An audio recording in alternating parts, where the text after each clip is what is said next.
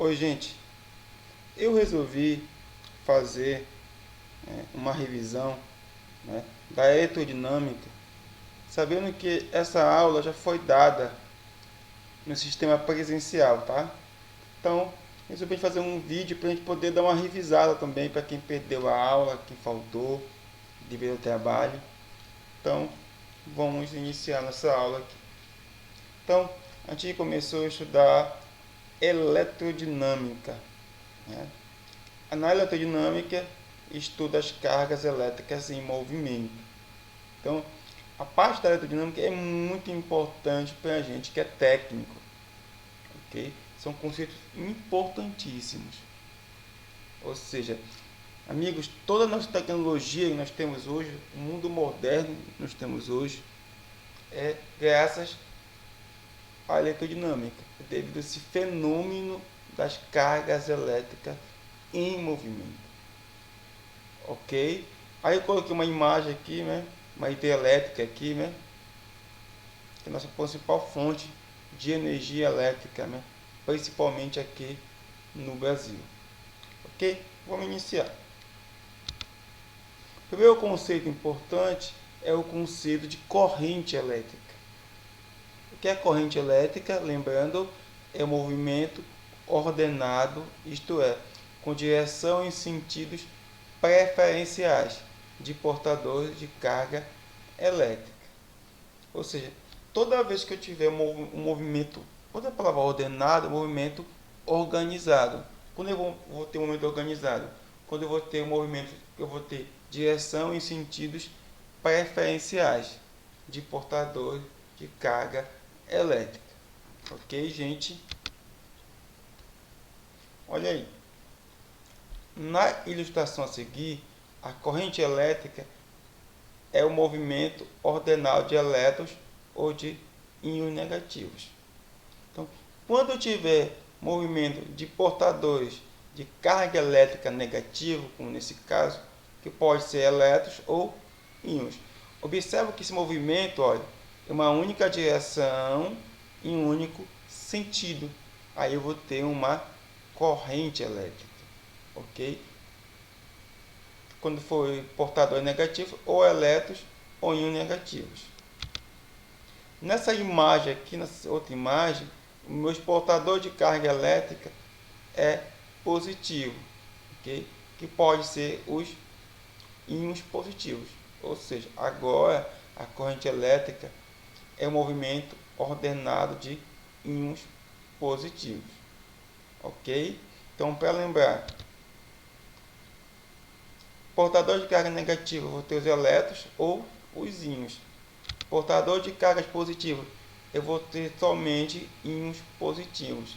Eu nunca vou ter um movimento de próton, não é isso? O próton está preso no núcleo. Ou eu vou ter movimento de elétrons, íons negativos ou íons positivos. Lembrando que é um íon. Íon é um átomo que possui carga elétrica, ok?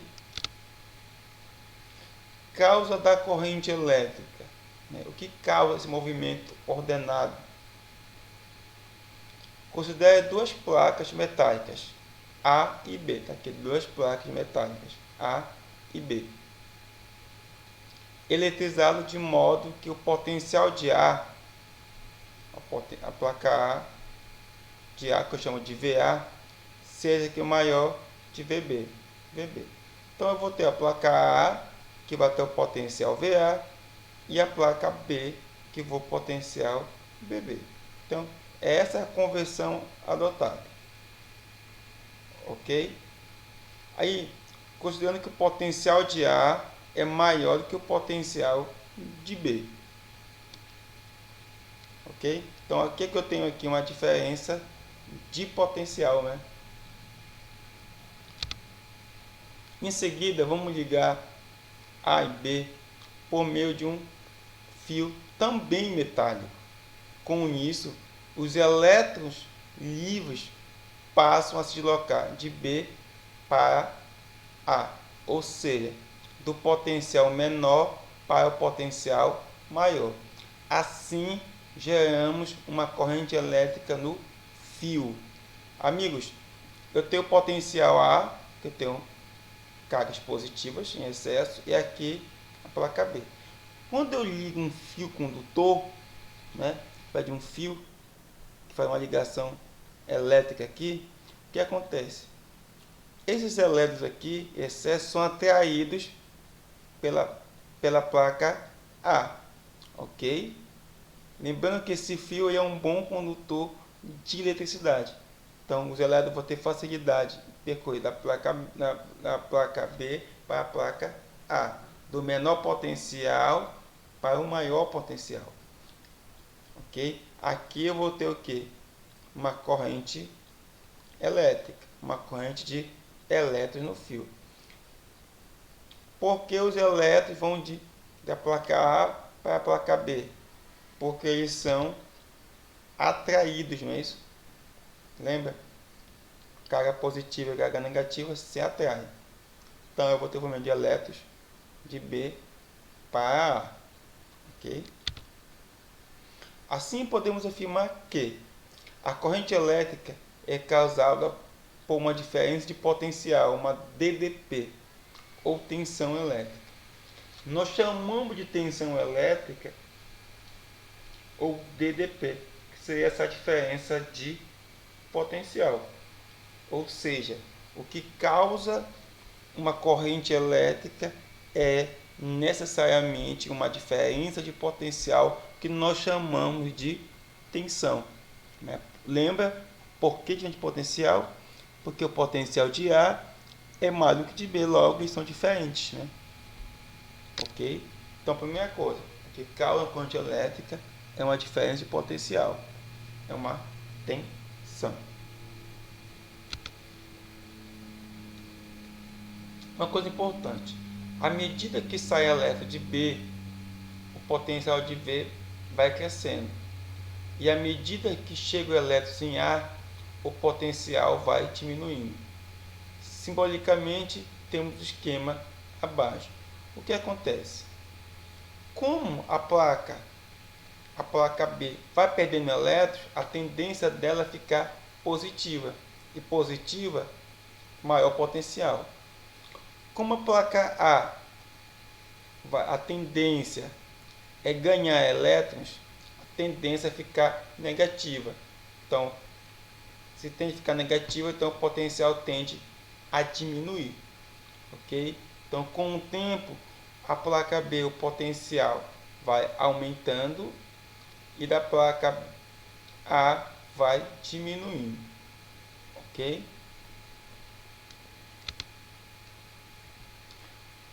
Vamos seguir uma lógica.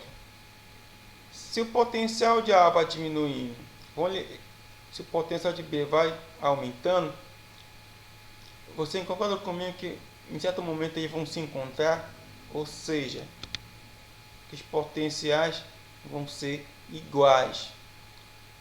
Ou seja, quando os potenciais de VA e VB tornam-se iguais, que é a tendência natural, porque o potencial de B vai aumentando e o de A diminuindo, vai chegar um momento que vão ser iguais. Né?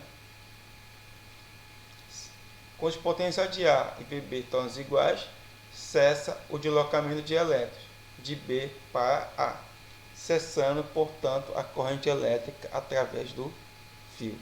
Ou seja, quando os potenciais forem iguais, aí eu não vou ter mais uma corrente elétrica, porque não vou ter uma tensão, que não vou ter uma DDP. Ok? Então, o que acontece aqui? Que não vou ter mais corrente elétrica aqui. Ok? Aí, analogia com o sistema mecânico, né? Aí que tenho aqui a água aqui em uma maior altura e a água aqui em menor altura. Observa que a água ela desce o quê? Aqui maior potencial, uma diferente potencial gravitacional para menor diferente potencial gravitacional. Okay? Então essa diferença de altura aqui de água, eu vou ter um deslocamento de água. Mostrando esse sistema aqui mecânico com um sistema elétrico lá com a nossa tensão. ok? Outro conceito importante é o conceito de gerador elétrico, que é, o, o dispositivo, está errado bem que foi dando ó, é o dispositivo que é responsável pela manutenção da diferença de potencial ou tensão em um circuito elétrico.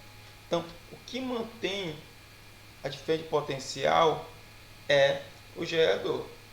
A gente sabe muito bem que numa tomada elétrica sempre eu vou ter uma diferença de potencial, né? A menos que falte energia, os potenciais vão ser iguais, mas a função da tomada lá é sim manter uma diferença de potencial para que tu tenha sido uma corrente elétrica. Então, o agente responsável por manter nós chamamos de gerador elétrico. Lógico que isso vai ter um custo. Para isso, ele deve dispor de uma outra modalidade de energia. Então, para que eu mantenha uma diferença de potencial, eu vou ter que gastar energia. Uma outra forma de energia, uma outra modalidade, que pode ser energia cinética, ou seja, transformar energia cinética de movimento em energia elétrica, energia potencial gravitacional em energia elétrica, que acontece nas hidrelétricas aqui, essa parte aqui.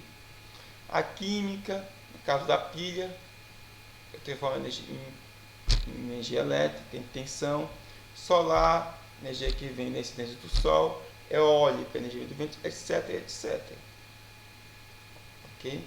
E transformá-la em energia potencial elétrica. Então, para que o gerador mantenha uma diferença de potencial, ele vai gastar energia.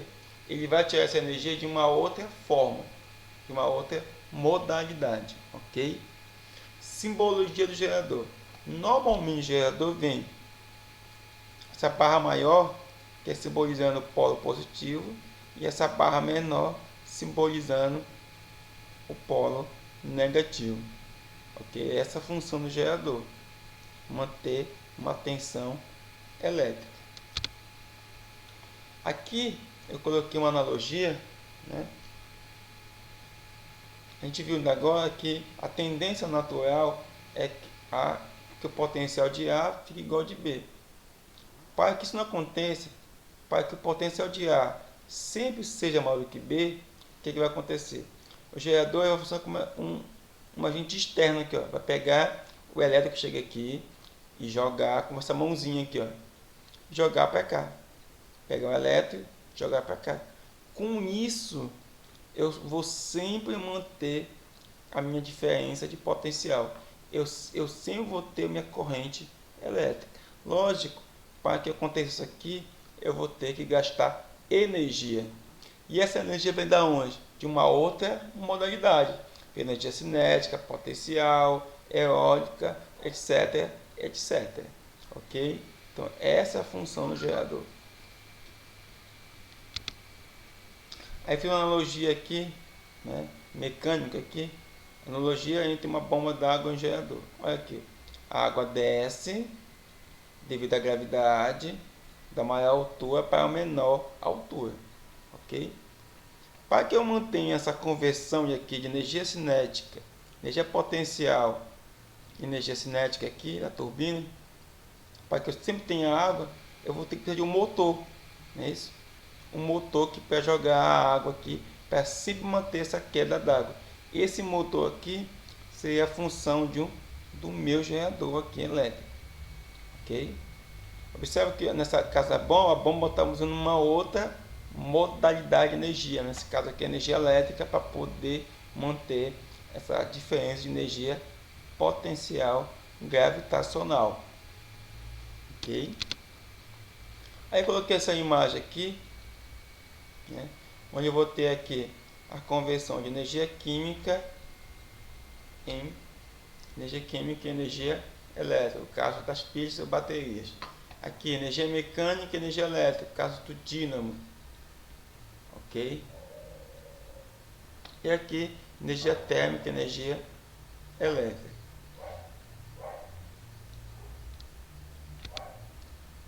Outra noção importante é o conceito de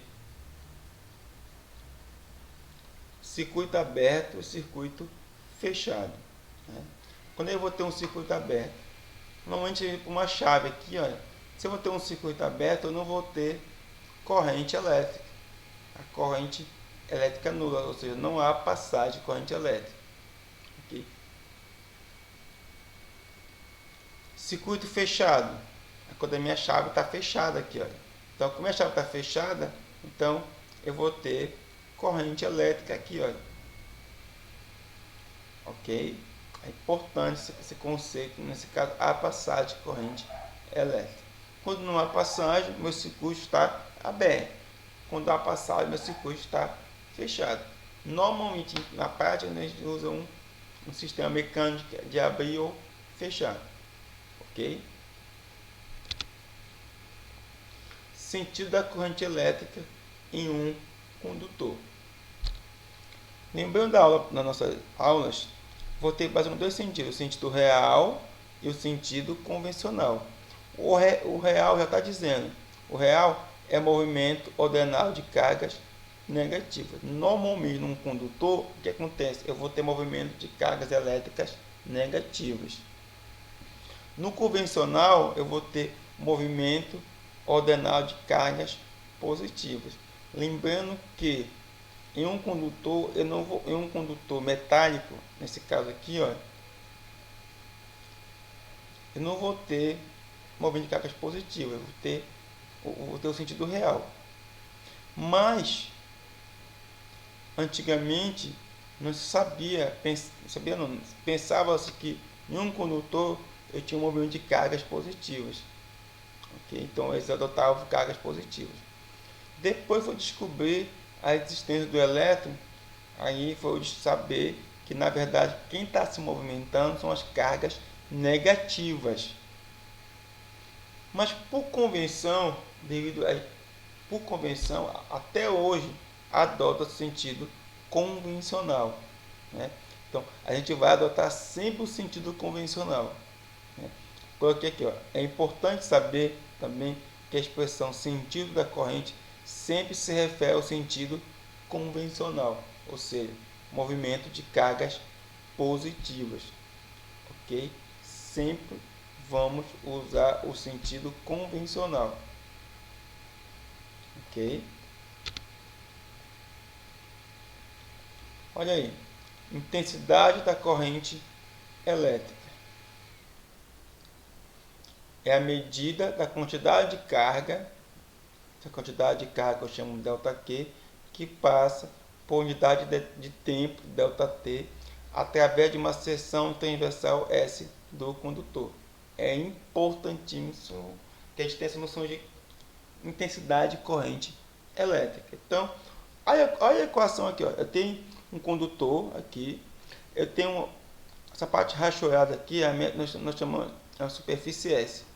Então, essa quantidade de carga que passa aqui, ó, intensidade de corrente elétrica é igual a quantidade de carga, ó, essas três cargas aqui, quantidade de carga que passa por essa seção transversal em um intervalo de tempo. Ou, se a gente lembrar das nossas aulas passadas, a quantidade de carga é o que? É N, número de cargas que passa aqui, vezes a carga elementar. Okay? Então eu posso usar essa equação aqui. Okay? Quando me dá o número de cargas, aqui eu posso usar essa equação aqui. Okay? Lembrando que essa carga elementar equivale a 1,6 vezes 10 elevado a menos 19 coulomb. Okay? Unidade do sistema internacional. I, intensidade de corrente elétrica, dado em amperes.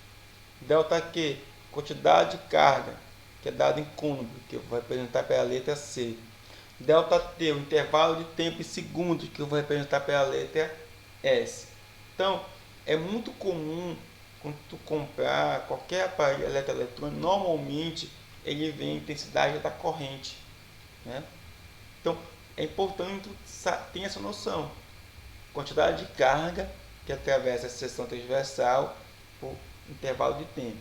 Nesse caso, ó, se tiver uma carga de 1 coulomb atravessando uma seção transversal em 1 segundo, ou seja, se eu atravessar aqui um côulomb no intervalo de tempo de 1 segundo, eu vou ter uma corrente de 1 ampere.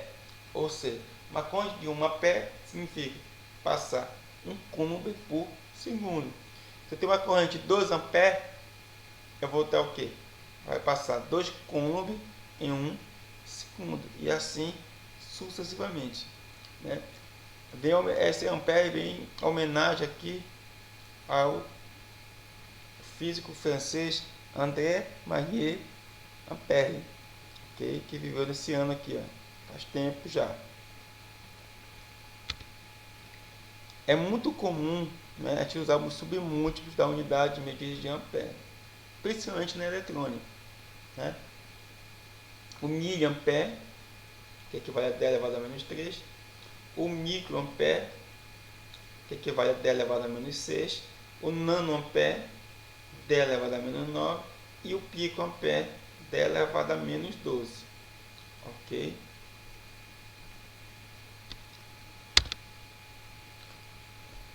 Outro conceito importante, a noção é a noção de corrente elétrica, corrente contínua e corrente alternada. Quanto à forma do gráfico I versus tempo, as correntes classificam-se em correntes contínuas e alternantes ou alternadas. Como assim? Eu tenho um gráfico I versus o tempo. Olha aí. Quando o gráfico é uma constante aqui, olha, a corrente for a mesma com o passar do tempo, né?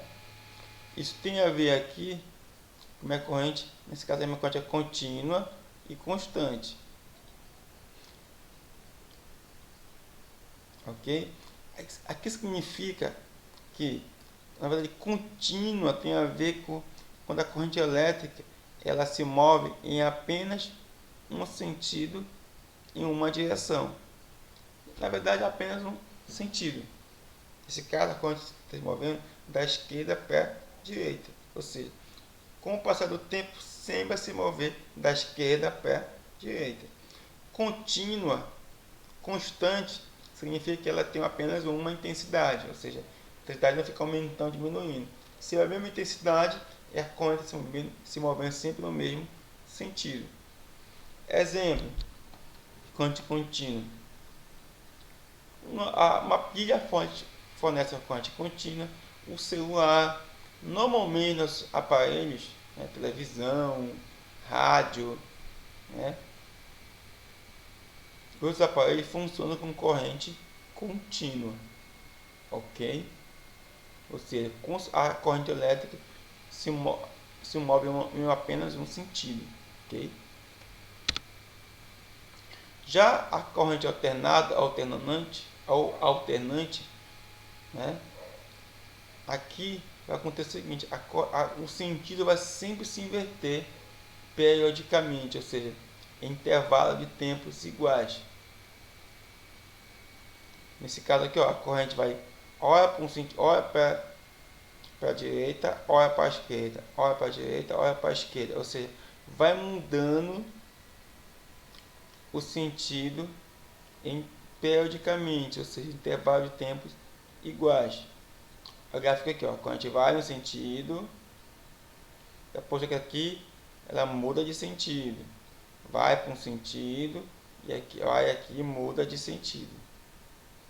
Aqui eu vou ter uma corrente contínua aqui, ó, alternada.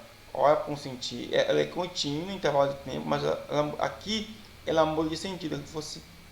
Ela fosse para cá e aqui ela fosse para esse aqui, para cá, para o outro lado, ok? O sentido vai mudando com o passar do tempo. Aí eu tenho uma corrente alternante, ora ela vai para um sentido, ora ela vai para o outro sentido, né? Aqui no Brasil, normalmente, aqui no Brasil se utiliza-se, né, 60 Hz, né? Corrente alternada de 60 Hz, ou seja, o sentido muda 60 vezes por segundo. Okay? Então, nas nossas tomadas, né, nós temos a corrente alternada. Ok? No motor elétrico funciona corrente alternada. Olha, a transmissão de energia elétrica se dá através da corrente alternada, não é contínua, alternada, ok? O que acontece? A minha televisão ou meu celular funciona com corrente contínua. Normalmente eu tenho aqui um circuito retificador, né, esses aparelhos que transformam uma corrente alternada em corrente contínua, ok? Então a função desse carregador tem duas funções básicas: diminuir a tensão da rede de 110, né, se for 110 volts para 5 volts, que sai aqui 5 volts, e performar aqui aí, o sinal de entrada alternado aqui em contínuo, ok? Mesma coisa para a televisão. A televisão tem uma fonte aqui, né, um circuito retificador que transforma aquele sinal de alternado de entrada em um sinal contínuo, ok?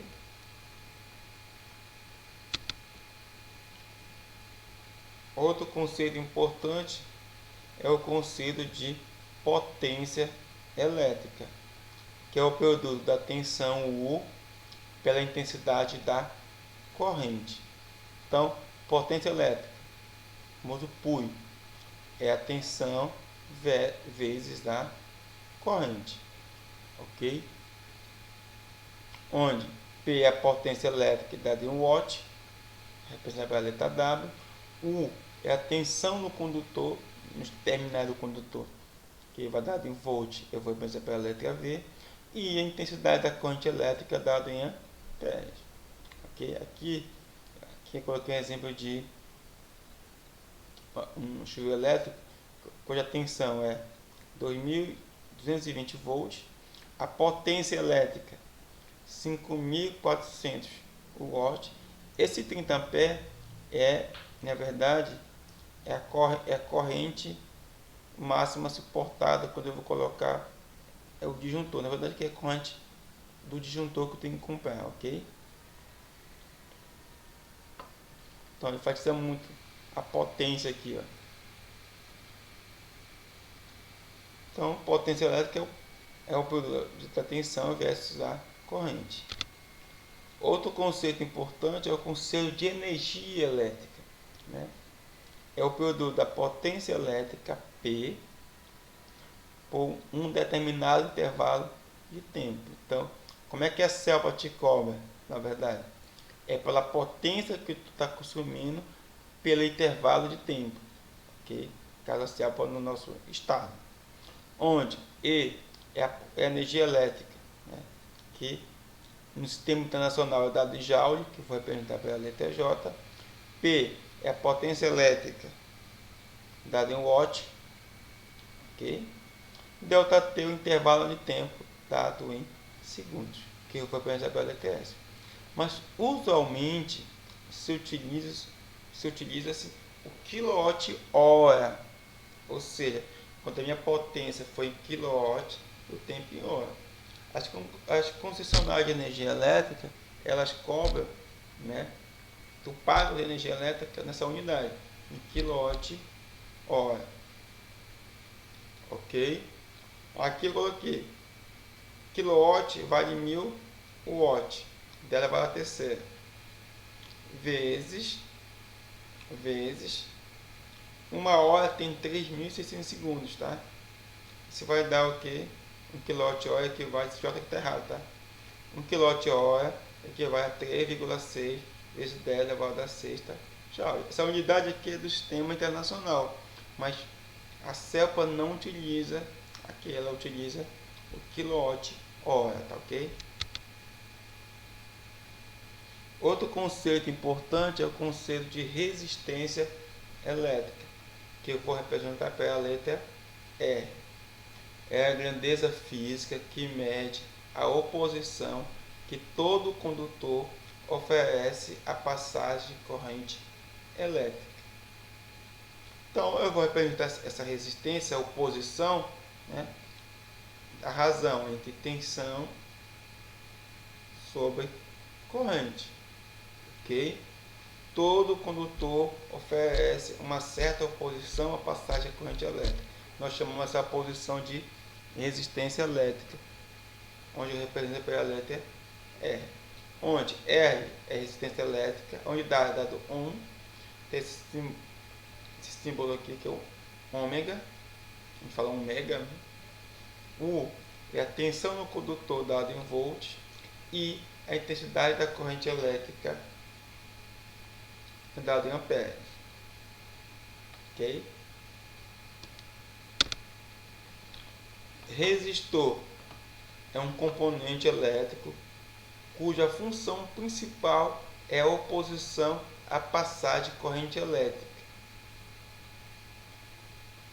Ok? Então, olha, todo condutor oferece uma certa oposição à passagem da corrente elétrica. Agora é o seguinte, quando eu construo um condutor cuja função principal é se opor, nós chamamos de resistor. Ok? Uma coisa importante aqui, olha, e que transforma integralmente toda a energia elétrica em calor. Ou seja, num resistor eu vou ter uma transformação integral de energia elétrica e energia calorífica em calor. Ok? Então, se eu tenho um circuito lá que eu tenho apenas resistores, apenas um resistor, ou assim sucessivamente, eu vou ter a conversão. Aquela energia elétrica é convertida em calor. Ok? Tá, a simbologia de resistores. Aqui tem as duas simbologias aqui, ó. Essa simbologia ou essa aqui. Ok? São as simbologias mais utilizadas no resistor. Então, tu tem que chegar aqui, olha, a esse componente, a função dele é se opor à passagem de corrente elétrica. A função desse componente é se opor à passagem de corrente elétrica, ok? Essa parte aqui eu vou pular porque não é tão importante aqui. Quem já foi ensinar na sala de aula. Tá. Primeira lei de Ohm. Importante. Para um imenso número de condutores, mantendo a temperatura constante, o valor da resistência no resistor permanece constante. Ou seja, se eu manter a temperatura constante no condutor, a resistência se mantém constante. Lógico, se eu pegar uma tensão 1, eu vou ter a corrente em 1. Lembra que essa razão aqui, ó, tensão e corrente, o que eu vou ter? A resistência. Se eu pegar uma tensão 2 no mesmo condutor, que tem resistência R, eu vou ter uma corrente I2. Essa razão também vai dar o mesmo valor de resistência, porque a resistência é constante. E é assim o 3, eu vou ter corrente 3 e assim sucessivamente. Até a enésima tensão, eu vou ter a enésima corrente, aí eu vou ter resistência. Ou seja, sempre a razão de tensão e corrente vai ser a mesma, se eu considerar a temperatura constante. Porque se a temperatura mudar, normalmente o que acontece? Se a temperatura muda, a resistência elétrica muda. Mas se eu manter ela constante, ela sempre vai se manter a mesma. Ok? Aí, consequências. Independentemente da tensão aplicada no resistor, a resistência do condutor permanece constante. Lógico que sempre essa razão vai ser constante, que equivale ao valor da resistência. 2. A tensão e a corrente são diretamente proporcionais. Portanto, quanto maior a tensão, maior a corrente, ou vice-versa. Ou seja, quanto mais se a tensão aqui eu aumento a tensão aqui, se a tensão 1 é maior do que o 2, então a corrente 1 vai ser maior do que o 2 e assim sucessivamente. Se a tensão o 3 for menor do que o 2, a corrente 3 vai ser menor do que o 2. Então vão ser diretamente proporcionais. Diretamente proporcionais. Quando a tensão aumenta, a corrente aumenta na mesma proporção. Observação. Os resistores que obedecem a essa lei são chamados de resistores ômicos. Então, Quando aqui o resistor é ohmico, significa que a resistência se mantém constante, independente da tensão aplicada. Por quê? Se eu aumento a tensão 2 vezes, a corrente aumenta 2 vezes para manter sempre a mesma proporção. A razão sempre se manter constante. Okay? Normalmente aqui, né, eu vou ter, observe o gráfico abaixo. Você tem aqui tensão versus corrente. Se eu vou ter uma reta,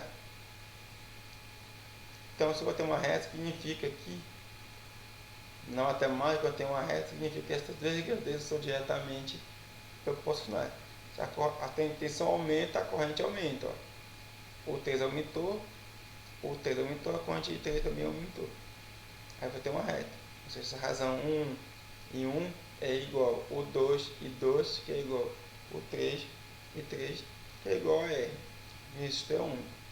Quando o meu gráfico tensão versus corrente não for uma reta, então a minha resistência não é constante. Então a razão 1 e 1 é diferente, o 2 e 2, que é diferente o 3 ou 3. Ou seja, aqui a resistência R1 é diferente de R2, é diferente de R3. Ou seja, a resistência não se mantém constante aqui. Embora a tensão muda, a resistência também muda. Ok? Efeito Joule consiste na transformação de energia elétrica em energia térmica, em calor. Quando um condutor, né, um condutor, né, que tem uma resistência elétrica, né, posso considerar um resistor, é percorrido por uma corrente elétrica. Aqui, ó, eu tenho aqui, toda vez que eu tenho uma corrente elétrica passando por um condutor que tem uma resistência elétrica, eu vou ter uma dissipação de calor. Ou seja, eu vou ter uma conversão de energia elétrica em calor. Como foi dito anteriormente, isso é mais evidente no resistor, né? Cuja função principal é opor, cuja função principal dele é a resistência elétrica. Ok? Por isso que eu falei anteriormente que a energia elétrica é transformada integralmente em calor no resistor. Ok? A aplicação do efeito Joule, né? É sistema de aquecimento, basicamente, né? Sistema de aquecimento, como chuveiro elétrico, ferro elétrico, forno elétrico, etc, etc.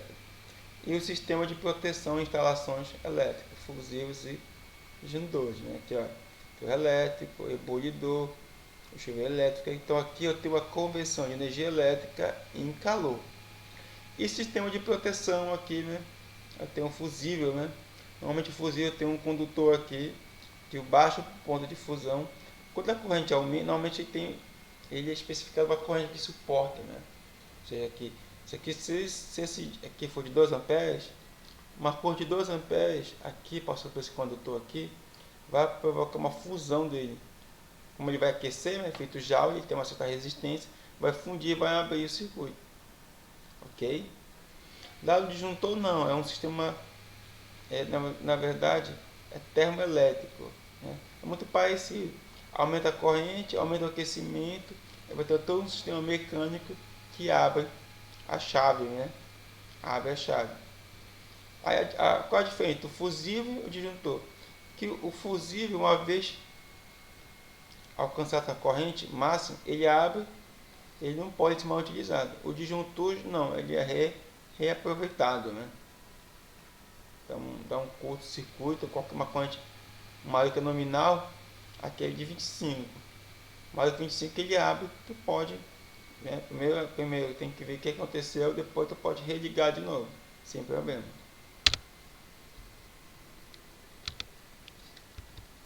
Ok? Tá.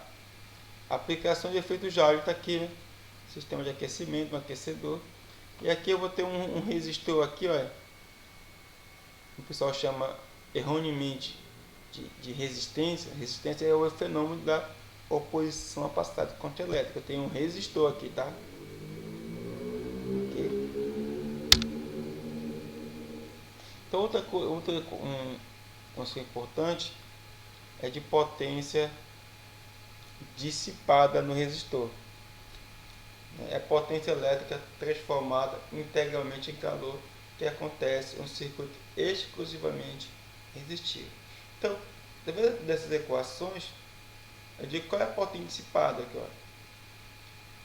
R vezes I ao quadrado, ou potência dissipada é igual a U ao quadrado sobre R. Então, já que essa equação é Sauerbrei, se o circuito for exclusivamente resistivo, se tivesse que é um circuito que vai ter apenas resistores. Ok?